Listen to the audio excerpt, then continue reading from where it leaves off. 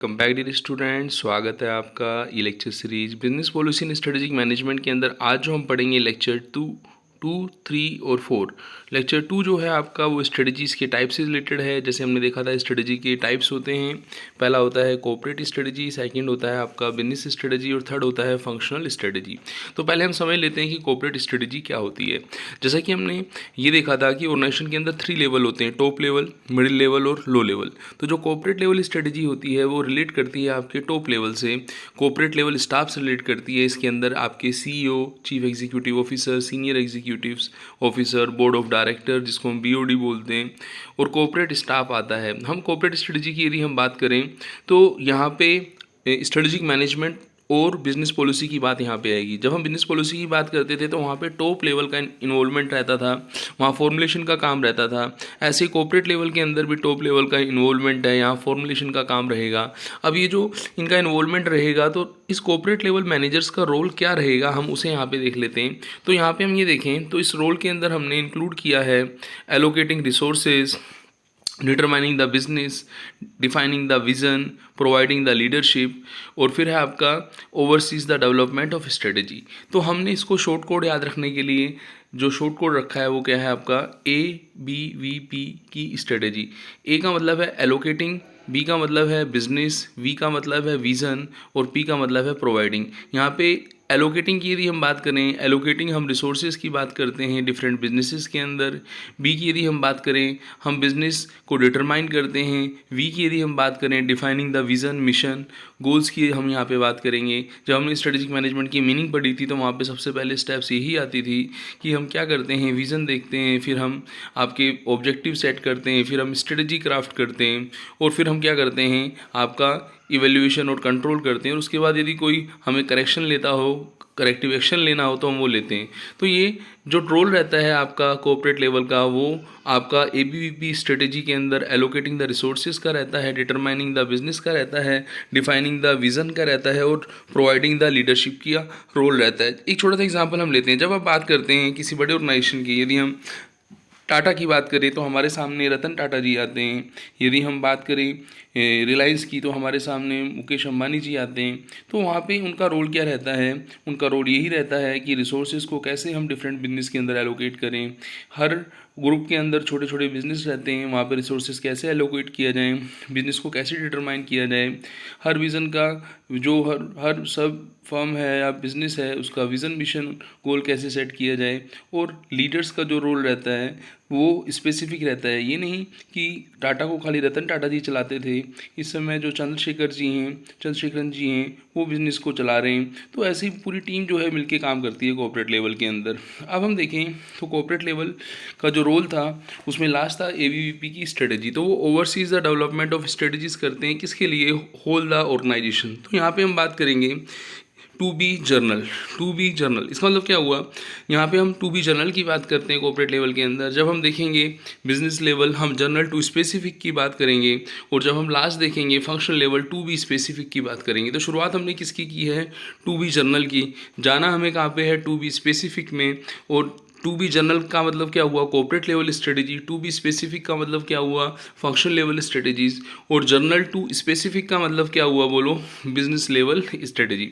तो यहाँ पे हमने पहले कॉर्पोरेट लेवल स्ट्रेटेजीज को देखा कि उसके अंदर कॉर्पोरेट लेवल स्टाफ आता है जिसका काम क्या रहता है, ABVP की स्ट्रेटेजीज जो अपना शॉर्ट कोड था वो काम यहाँ पे करते हैं। इसके बाद हम ये देखते हैं कि जो डिफरेंट बिजनेस फर्म्स हैं, जो बिजनेस के स्टैक होल्डर हैं, शेयर होल्डर हैं, उनका लिंक करते हैं corporate level manager. Provide a link the people who overseas the strategic development of the firm and those who own it. हम देखें कॉर्पोरेट लेवल मैनेजर को हमने पहले देखा, CEO वगैरह जो रहते हैं वो guardian of the share holder welfare रहते हैं, वो उनके इंटरेस्ट को ध्यान रखते हैं, कोई भी ऐसी एक्टिविटी नहीं करते जो बिजनेस शेयर होल्डर की वेल्थ को एडवर्सली इफेक्ट करे।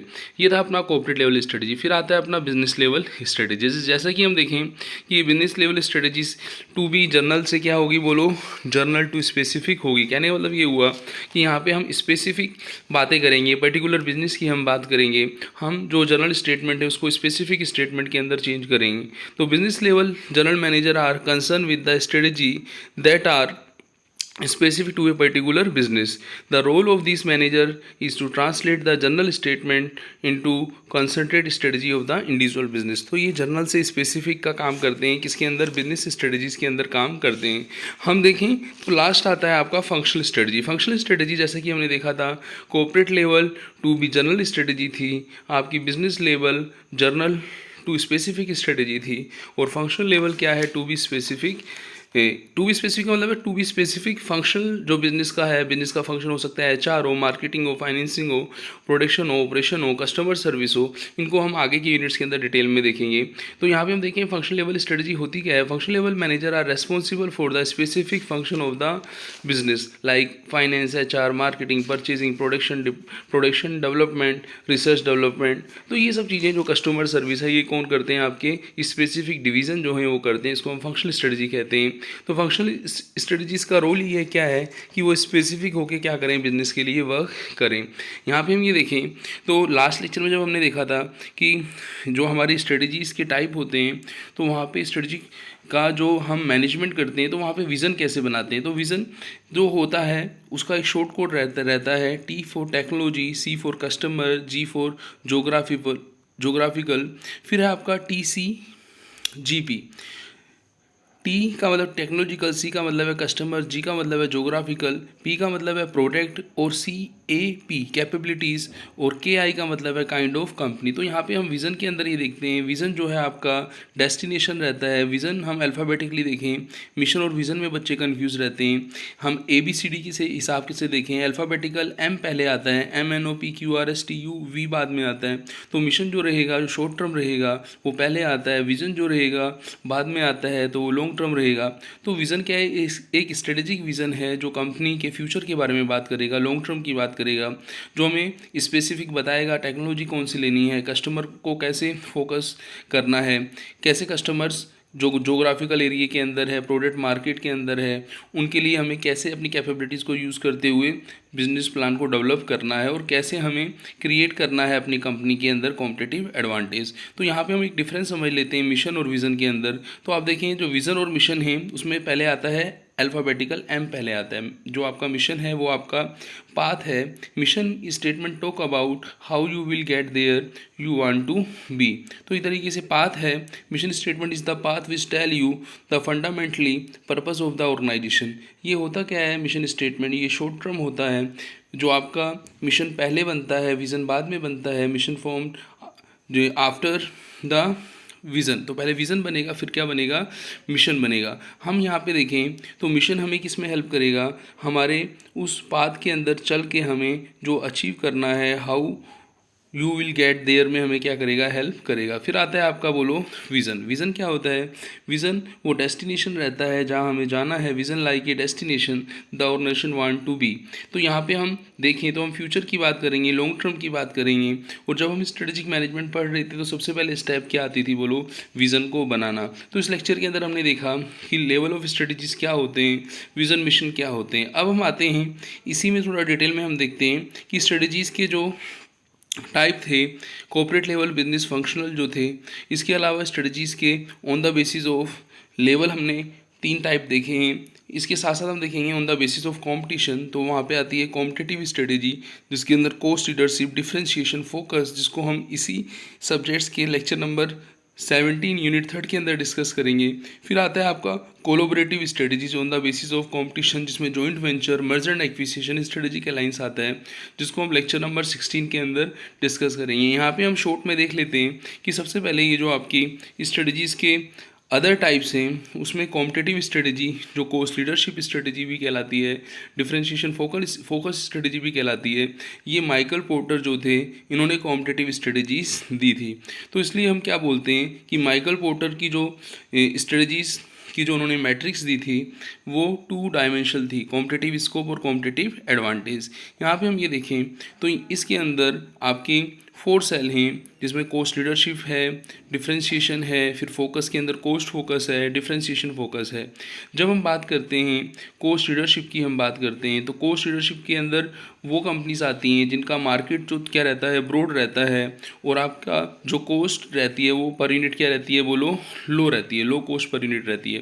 जैसे हम एग्जांपल लें कोस्ट लीडरशिप के अंदर, तो हम पार्ले जी का हम देखें, पार्ले जी बिस्किट्स जो है उसका ऐड आता है वर्ल्ड लार्जेस्ट सेलिंग बिस्किट्स, और देखें तो उसका प्राइस भी क्या है, कम है। फिर हम बात करते हैं डिफ्रेंशिएशन। डिफ्रेंशिएशन की यदि हम बात करें तो यहाँ पे कॉस्ट हाई हो जाती है और जो मार्केट ब्रॉड ही रहता है, तो हाई कॉस्ट के अंदर यदि हम एग्जांपल देखें तो यहाँ पे एप्पल का एग्जांपल हम ले सकते हैं। फिर आता है आपका बोलो, तो डिफ्रेंशिएशन के अंदर हम यहाँ पे एग्जांपल लें तो एरिया जो है, स्कोप जो है वाइड है, और जो आपकी कॉस्ट है वो हाई है, तो इसमें एप्पल का एग्जांपल हम दे सकते हैं। जैसे हमने कॉस्ट लीडरशिप के अंदर आपका पार्ले जी का एग्जांपल लिया था, ऐसे वहाँ पे हम अमेज़न का एग्जांपल ले सकते हैं। तो ये आपके फर्स्ट जो कॉस्ट लीडरशिप का है, और सेकंड क्या है, डिफरेंशिएशन का। फिर आता है आपका फोकस। फोकस में देखें तो यहाँ पे क्या होगा, जब हम कॉस्ट लीडरशिप की बात करते थे, एरिया ब्रॉड था, कॉस्ट पर यूनिट कम थी, लेकिन जब एरिया नैरो हो तो वो क्या कहलाएगा, आपका बोलो कॉस्ट फोकस कहलाएगा।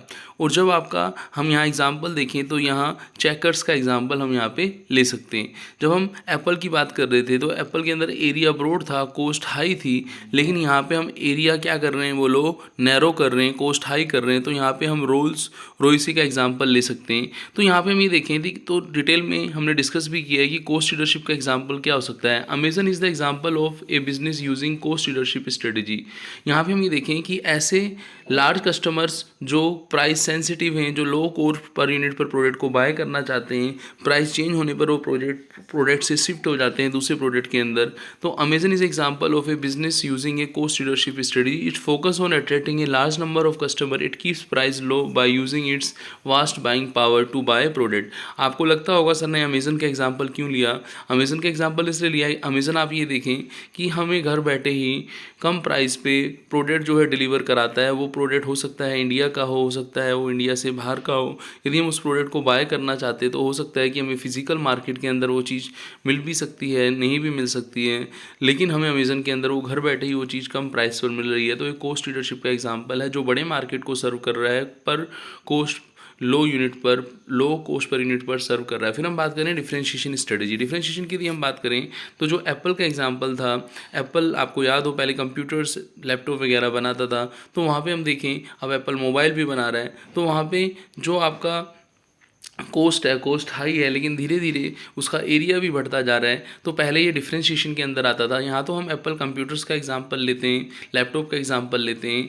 Differentiation strategy example, Apple is the example of firm operating a differentiation strategy to sells its laptop in a broad market. पर लेकिन वहाँ पे कॉस्ट क्या रहती है, हाई रहती है। वहाँ अदर हैंड देखें तो आपका डेल जो है, अदर कंप्यूटर्स जो हैं उनका प्राइस कंपेरेटिवली कम रहता है। फिर हम बात करते हैं फोकस स्ट्रेटजी। फोकस स्ट्रेटजी की यदि हम बात करें तो हमने बात की थी कॉस्ट लीडरशिप के अंदर जब मार्केट क्या था आपका, बोलो वाइड था, कॉस्ट क्या थी, लो थी, तो वहाँ हम एग्जांपल लें, मार्केट आपका जो है पहले वाइड था, अब मार्केट क्या हो गया, बोलो आपका नैरो हो गया।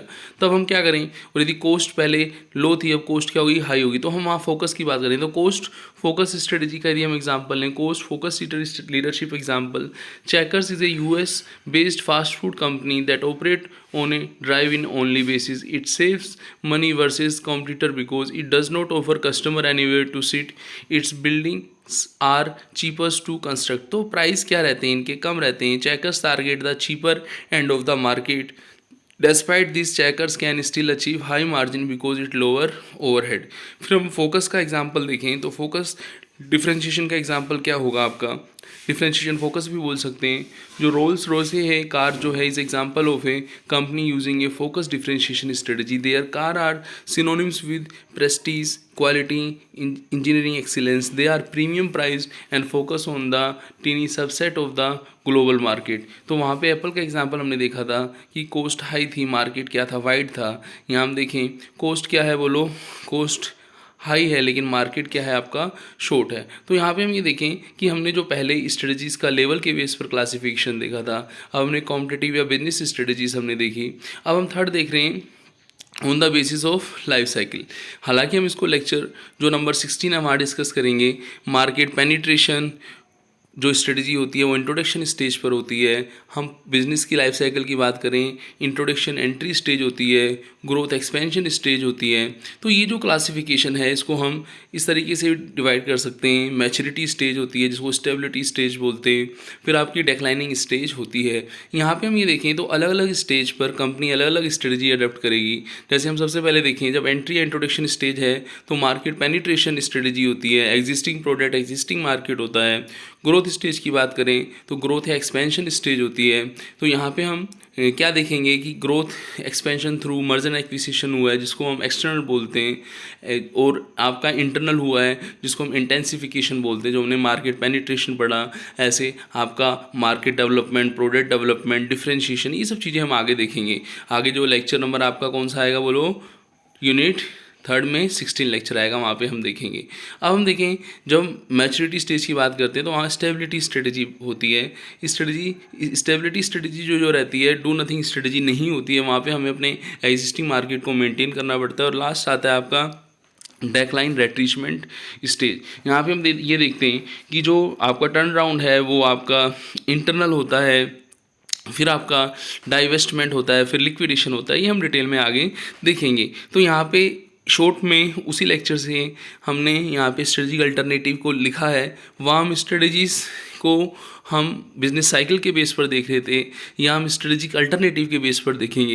इसको कोऑपरेटिव स्ट्रेटजी अल्टरनेटिव भी बोलते हैं। स्टेबिलिटी स्ट्रेटजी एक्सपेंशन के अंदर मैंने आपको बोला था इंटरनल इंटेंसिफिकेशन हो सकता है, जिसके अंदर मार्केट का पेनिट्रेशन, जब एग्जिस्टिंग मार्केट एग्जिस्टिंग प्रोडक्ट हो, मार्केट का डेवलपमेंट, जब मार्केट न्यू हो मार्केट डेवलपमेंट कहलाता है, प्रोडक्ट एग्जिस्टिंग हो प्रोडक्ट डेवलपमेंट, जब प्रोडक्ट न्यू हो मार्केट एग्जिस्टिंग हो। और दूसरा कहलाता है डाइवर्सिफिकेशन। डाइवर्सिफिकेशन के अंदर जो प्रोडक्ट हो सकता है वो आपका मार्केट जो हो सकता है दोनों ही न्यू होंगे। तो वो जो डाइवर्सिफिकेशन कहलाता है वो वर्टिकली हो सकता है, फॉरवर्ड बैकवर्ड हो सकता है, वो कंसंट्रेट हो सकता है, वो कॉन्ग्लोमरेट हो सकता है। ये एक्सपेंशन के अंदर देखेंगे। रेट्रीचमेंट हमने अभी थोड़ी देर पहले बात की थी।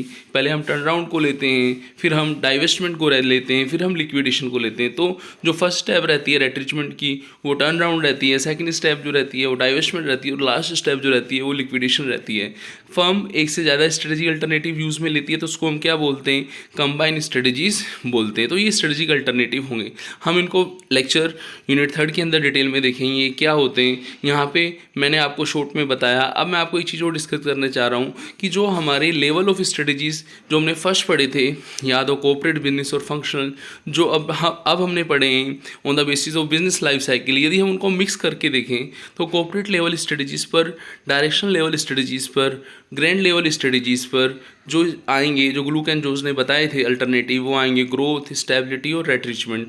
बिजनेस लेवल स्ट्रेटजीज पर आपको याद हो माइकल पोर्टर ने जो बताए थे उसके अंदर कॉस्ट लीडरशिप, डिफरेंशिएशन और फोकस जो है वो आएंगे। फंक्शनल लेवल पर हम स्पेसिफिक होके बात करेंगे। आपको थोड़ी देर पहले मैंने बताया था corporate level to be general की बात करता है, फंक्शनल लास्ट जो लेवल है टू बी स्पेसिफिक की बात करता है। बिजनेस लेवल स्पेसिफिक की बात तो करेगा लेकिन जर्नल टू स्पेसिफिक, क्योंकि ये कोऑपरेट लेवल स्ट्रेटजीज जो टू बी स्पेसिफिक थी, functional level strategy to be general है, उन दोनों के बीच में लिंक रहता है बिजनेस लेवल स्ट्रेटजीज। तो वो किस में हेल्प करता है, टू बी स्पेसिफिक से टू बी जर्नल की हेल्प करता है। जर्नल टू स्पेसिफिक में बिजनेस लेवल हेल्प करता है, जहाँ पे हम आपका माइकल पोर्टर के जो स्ट्रेटजिक कॉम्पिटिटिव स्ट्रेटजिक अल्टरनेटिव थे जिसमें कॉस्ट लीडरशिप था, डिफरेंशिएशन था और इनके फोकस थे। तो इन्हें हम आगे आने वाले लेक्चर के अंदर डिटेल में पढ़ेंगे। मिलते हैं नेक्स्ट लेक्चर में। थैंक्स।